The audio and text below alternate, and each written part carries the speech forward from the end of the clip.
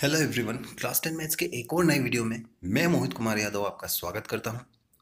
तो जैसा कि एक्सरसाइज 5.2 हम यहां पर कर रहे हैं, इसके बचे हुए सवाल आज हम यहां पर करेंगे। साथ ही वीडियो के एंड में मैंने कुछ इंपॉर्टेंट क्वेश्चन रखे हुए हैं जो कि आपके लिए बहुत ही ज़्यादा इंपॉर्टेंट होने वाले हैं। तो वीडियो को एंड तक देखिएगा। तो चलिए फिर शुरू करते हैं।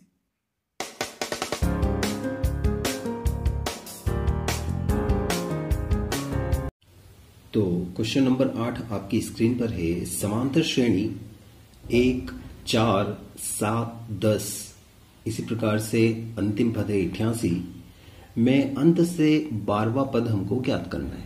जैसा कि हमने क्वेश्चन नंबर 7 में किया था, अंत से 11वां पद ज्ञात किया था, उसी प्रकार से यहां पर भी हमको करना है। तो जो भी हमको दिया हुआ है पहले हम लिख लेते हैं। तो देखिए, ये हमारे पास समांतर श्रेणी है। इसका प्रथम पद 1 है तो हमने a बराबर 1 लिख दिया है। d बराबर अगले पद में से पिछला पद माइनस करके 4 - 1 बराबर हो जाएगा 3।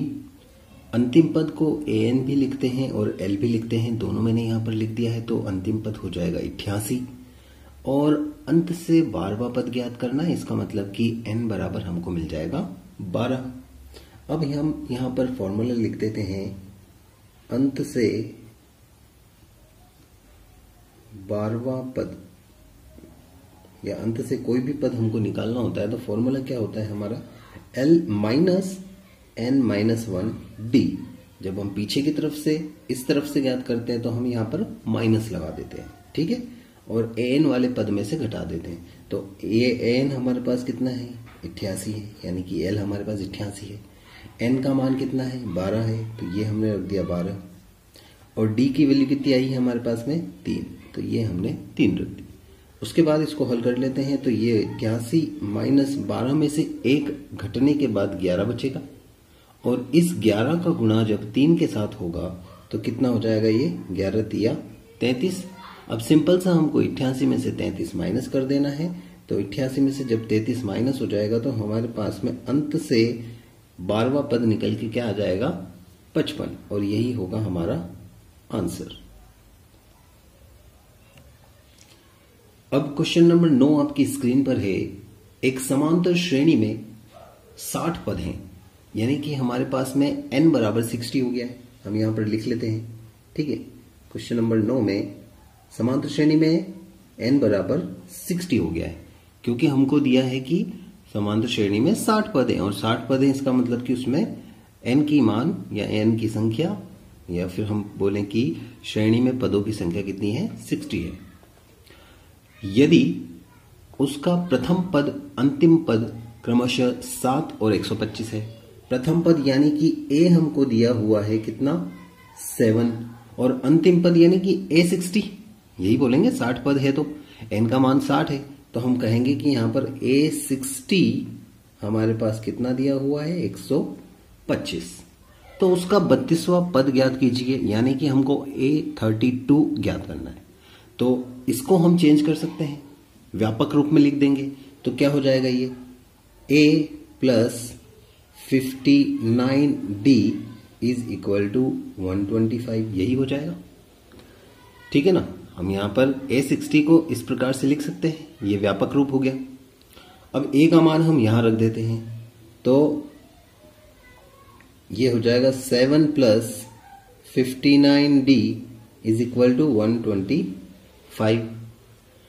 7 उधर जाएगा तो माइनस हो जाएगा, तो यहां बचेगा 59d बराबर 125 - 7। और जब इसमें से हम 125 में से 7 घटा देंगे तो हमारे पास यहां पर बच जाएगा 118, और ये 59 जाएगा इस 118 के कहां पर, बटे में, क्योंकि यहां गुणा में है, और जैसे ही हम पक्षांतरण करते हैं तो बटा में चला जाएगा। ये सीधा इससे कट जाएगा 2 बार, तो d की वैल्यू कितनी आ जाएगी, 2 आ जाएगी। अब देखिए, a की वैल्यू हमारे पास 7 है, d की वैल्यू हमारे पास 2 है। हमको 32वां पद ज्ञात करना है, ठीक है। इसलिए a32 हम डायरेक्टली 32वां पद, तो देखिए 32वें पद को हम इस प्रकार से लिख सकते हैं ना, a + 31d, यही होता है 32वां पद। और a और d दोनों के मान हमारे पास में है। 32वें पद को हमने व्यापक रूप में क्या लिखना है, a + 31d, ठीक है। और ए का वैल्यू कितना है 7, तो ये हम वैल्यू पुट करते हैं 7 और डी का वैल्यू हमने क्या फाइंड करा है 2, ये देखिए, तो वो हमने रख दिया यहां पर।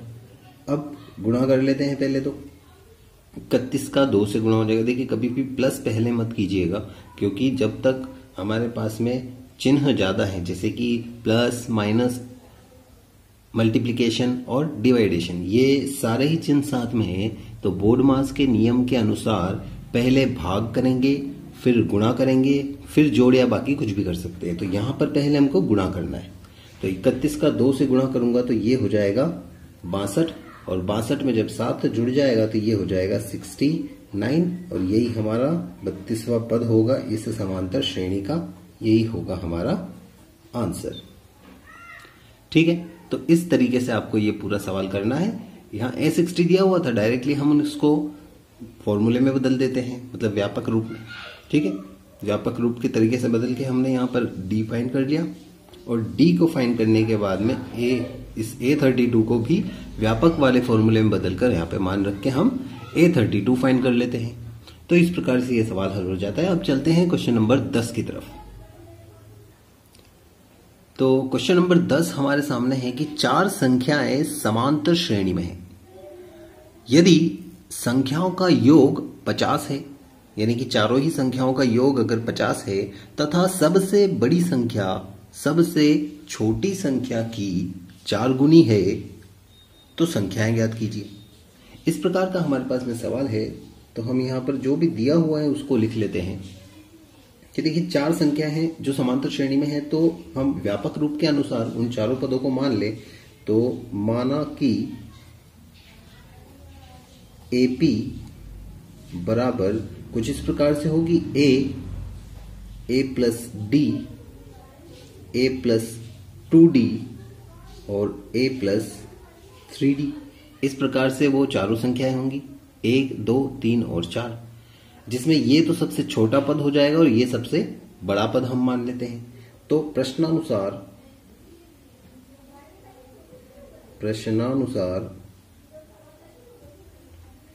इन चारों का योग 50 है। सबसे पहले तो हमको ये दिया हुआ है, तो वो हम योग कर लेते हैं कि A plus D plus A plus 2D plus A plus 3D बराबर कितना है 50 है।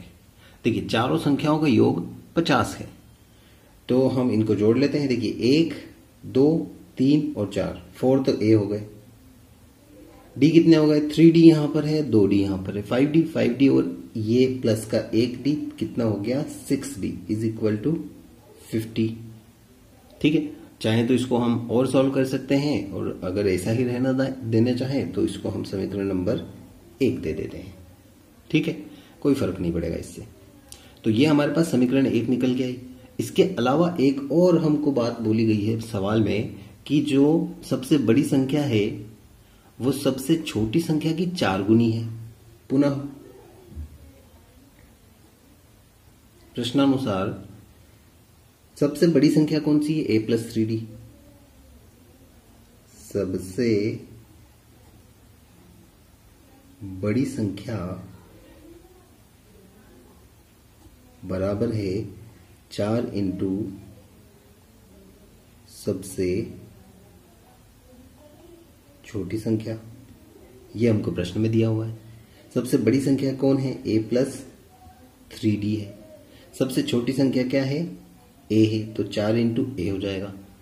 ठीक है, अब इस A को मैं उधर भेजूंगा तो माइनस हो जाएगा, तो 3D is equal to 4A minus A कितना हो जाएगा 3A बराबर क्या हो जाएगा 3A, और 3 से 3 कैंसल आउट हो जाएगा, तो D बराबर A आ जाएगा। ये हमारे पास समीकरण नंबर 2 आ जाएगी।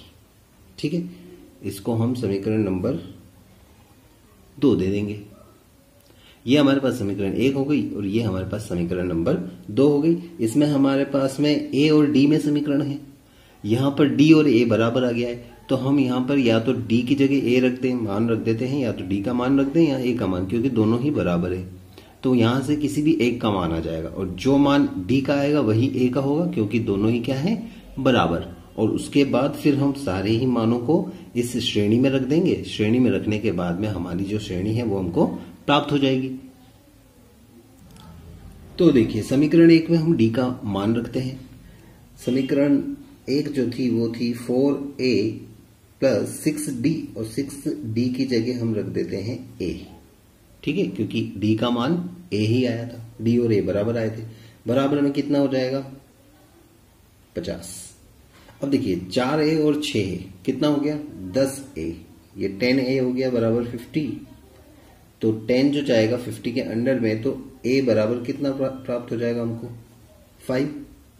और चूंकि a और d बराबर है इसलिए d बराबर भी क्या हो जाएगा 5। a और d क्या आया था समीकरण नंबर 2 में बराबर आया था, इसलिए d बराबर भी हो जाएगा 5। ये हम लिख देते हैं समीकरण 2 से। ठीक है, तो अब हमारी श्रेणी क्या हो जाएगी, इसलिए AP यानी कि जो 4 संख्या है वो क्या हो जाएंगी A यानी कि 5, A प्लस D यानी कि 5 प्लस 5, A प्लस 2D यानी कि 5 प्लस 2 इंटू 5 और A प्लस 3 यानी कि 5 प्लस 3 इंटू 5, यहां पे प्लस आएगा।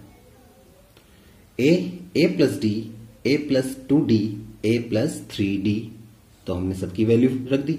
उसके बाद में ये आ जाएगा पहला पद 5, दूसरा पद आ जाएगा 10, तीसरा पद आ जाएगा 15 और चौथा पद आ जाएगा 20। देखिए 5 दिया 15 और 5 मिल गया 20 हो गया। 5 दूना 10, 10 और 5 हो गया 15, 5 प्लस 5 हो गया 10 और 5 का 5। तो ये हमारी श्रेणी हमको प्राप्त हो जाएगी। यही 4 पद जो थे वो समांतर श्रेणी में थे, जिसमें देखिए ये चौथा पद यानी कि सबसे बड़ी संख्या सबसे छोटी संख्या की 4 गुनी है। देखिए 5 का 4 गुना ही होता है 20। तो ये हमको जो है समांतर श्रेणी इस प्रकार से प्राप्त हो जाएगी और ये आपकी एक्सरसाइज 5.2 यहाँ पर कंप्लीट होती है। तो अब ये जो सवाल आपके सामने है ये 5.2 से ही रिलेटेड सवाल विविध प्रश्नमाला में से लिया गया है। तो सवाल हमारे पास में है, यदि एक समांतर श्रेणी के 3 क्रमागत पद 4/5 a और 2 हैं तो a का मान ज्ञात कीजिए। तो इस सवाल को किस प्रकार से हल करेंगे, तो देखिए हमारे पास समांतर श्रेणी क्या है 4/5 a और 2, ये हमारे पास समांतर श्रेणी है। ठीक है, ये हमारे पास क्या है AP है। अब देखिए हमको a की वैल्यू फाइंड करनी है। तो देखिए समांतर श्रेणी की क्या विशेषता होती है कि हर 2 पदों के बीच में अंतर जो है समान रहता है, यानी कि d का वैल्यू समान रहता है। तो हम d निकालते हैं, d is equal to A2 minus A1। A2 कौन है a है, A1 कौन है 4/5 है। तो यहां से क्या निकल के आएगा, लघुत्तम ले लूंगा तो 5 लघुत्तम आ जाएगा। इस 5 का गुणा a से हो जाएगा तो 5a माइनस 4, ये जो है हमको एक समीकरण मिल जाएगी d के बराबर में। उसके बाद फिर से d निकालना है तो A3 माइनस A2 कर सकता हूं मैं, A3 माइनस A2। तो ये कितना हो जाएगा 2 माइनस a। इसको आगे सॉल्व नहीं कर सकते, लेकिन देखिए d का जो मान है समांतर श्रेणी में बराबर होता है, क्योंकि समांतर श्रेणी में सार्व अंतर समान होता है। ठीक है, ये हमको पता है कि सार्व अंतर जो है d है जो हमेशा समान होता है, तो इसलिए ये दोनों पक्ष क्या होंगे बराबर। इसलिए 5a माइनस 4/5 बराबर 2 माइनस a। ठीक है, यही हो जाएगा। अब इसको हम पक्षांतरण कर देते हैं 5 को, तो ये गुणा में चले जाएगा, तो ये हो जाएगा 5a माइनस 4 बराबर, अब 5 इससे भी गुणा होगा और इससे भी, तो कितना हो जाएगा यहां पर 10 और माइनस में 5a। ठीक है, तो अब आगे देखें तो इस 5a को हम पक्षांतरण करके इधर भेजते हैं तो प्लस का हो जाएगा, और इस 4 को पक्षांतरण करके उधर भेजेंगे तो ये भी प्लस का हो जाएगा। तो ये इधर आने के बाद क्या हो जाएगा 5a प्लस 5a, और ये उधर जाएगा तो ये हो जाएगा 10 तो इधर ही था, प्लस का 4 हो जाएगा इधर आके। इधर तो हमारे पास जोड़ हो जाएगी 10a और इधर जोड़ कितनी हो जाएगी 14। ठीक है, अब ये जो 10 है 14 के बटे में चला जाएगा तो a बराबर हो जाएगा 14/10, जो कि कटने के बाद कितना हो जाएगा 7/5, और यही जो है हमारा आंसर निकल के आएगा, यानी कि a की वैल्यू कितनी आ जाएगी 7/5। तो इस प्रकार से इस वाले सवाल को हमको हल करना है सारो अंतर के बेस पर, केवल और केवल सारो अंतर के बेस पर हमने इस सवाल को हल किया, जो कि हमने पढ़ा है 5.1 में और 5.2 में इसके अनुप्रयोग करे हमने। ठीक है, तो अब देखिए विविध का एक और सवाल है, सवाल नंबर 12 कि समांतर श्रेणी 20, 19 सहित 1/4, 18 सहित 1/2, 17 सहित 3/4 इस प्रकार की श्रेणी है का कौन सा पद प्रथम ऋणात्मक पद होगा। देखिए ये जो श्रेणी है वो घटते क्रम में है, तो पहला ऋणात्मक पद कौन सा होगा ये हमको फाइंड करना है। तो चलिए देखते हैं। तो देखिए ये हमारे पास समांतर श्रेणी जिसमें a बराबर हो जाएगा 20। अब सबसे पहले तो हमको यहां पर निकालना है d, तो d इसमें से ये माइनस करेंगे तो यानी कि 19 सहित 1/4 माइनस 20, इसको हम सरल भिन्न में बदल देते हैं तो 4 का 19 से गुणा हो जाएगा। ठीक है, 19 चौक कितना हो जाएगा 76, और 1 जुड़ जाएगा तो कितना हो जाएगा 77, तो ये हो जाएगा आपका 77/4 माइनस 20। अब जो है यहां पर लघुत्तम हो जाएगा कितना 4 हो जाएगा, तो 77 तो ऐसा ही हो जाएगा, 4 का गुणा 20 से कितना हो जाएगा 80, और जब 77 में से 80 यानी कि हम उल्टा भी माइनस कर देते हैं, माइनस की संख्या बच जाएगी कितनी 3, तो माइनस का 3/4 हमारे पास में निकल के आता है d, यानी कि हर पद 3/4 घटता जा रहा है। ठीक है, 3/4 घटता जा रहा है, इस प्रकार से हमको ये d हमको मिल जाता है। अब हमको ये पता करना है कि कौन सा पद प्रथम ऋणात्मक होगा, तो हमको जो प्रथम पद है ऋणात्मक पद वो शून्य के बाद ही प्राप्त होगा, मतलब मान ले कि कोई nवा पद शून्य हो सकता है यहाँ पर। ठीक है, तो हम यहाँ लिखते हैं माना कि nवा पद शून्य है, nवा पद हमने शून्य मान लिया इस श्रेणी में।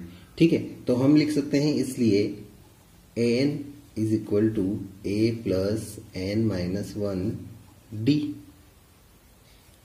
कौन सा पद है तो n का मान तो हमको ज्ञात करना है, कौन से नंबर पे आएगा, लेकिन वो शून्य के बाद ही आएगा।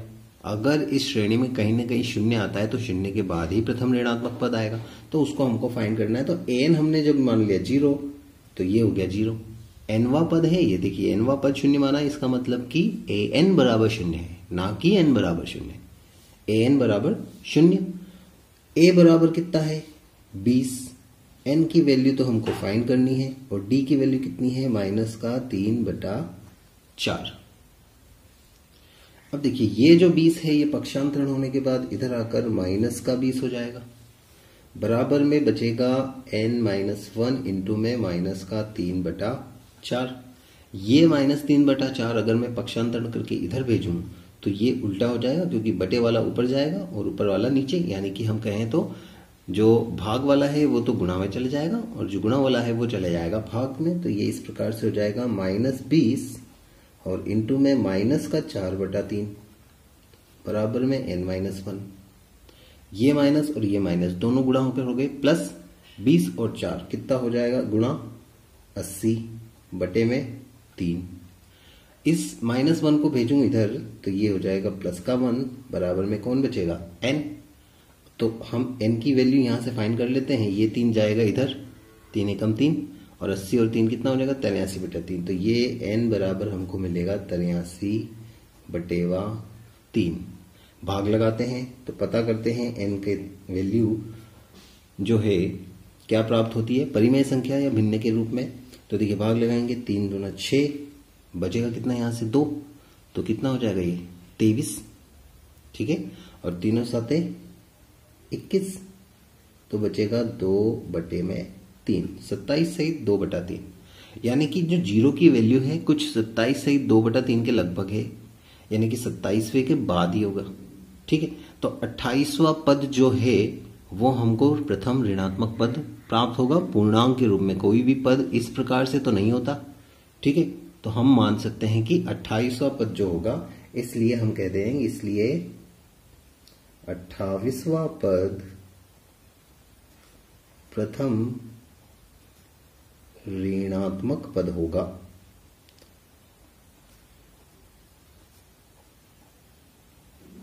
क्योंकि देखिए हमने माना था कि शून्य जो है, अंतिम पद क्या है? शून्य। हमने एक nवां पद मान लिया था शून्य। शून्य के बाद ही प्रथम ऋणात्मक पद आएगा, तो शून्य जो है लगभग 27वें पद पे आ रहा है। ठीक है, इस श्रेणी में शून्य है ही नहीं, इसीलिए हमको ये मान इस प्रकार से प्राप्त हो रहा है। अगर शून्य इस श्रेणी में होता तो हमको बिल्कुल एग्जैक्ट पूर्णांक मान प्राप्त होता। ठीक है, तो यहां पर प्रथम ऋणात्मक पद जो है 27 से 2/3 के बाद वाला पद, यानी कि पूर्णांक पद क्या होगा? इसके बाद 28वां, तो वही पद जो होगा वो प्रथम ऋणात्मक पद होगा। तो यहां पर इस सेशन को हम खत्म करते हैं। तो अगले सेशन के साथ में फिर से आपके सामने उपस्थित होऊंगा। तब तक के लिए थैंक यू।